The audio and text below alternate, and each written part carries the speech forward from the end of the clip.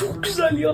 Bak oğlum, derslerini güzel yaptığın için sana bayram hediyesi olarak bilgisayar aldık.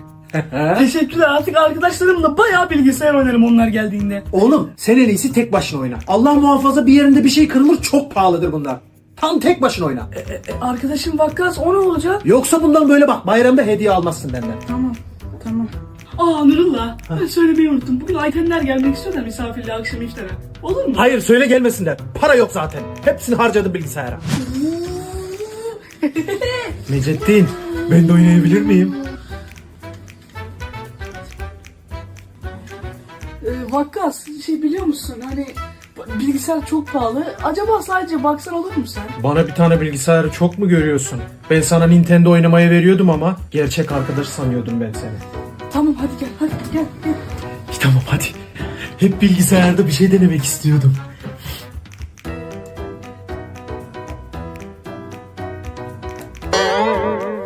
Ay. Vakkas ne yaptın?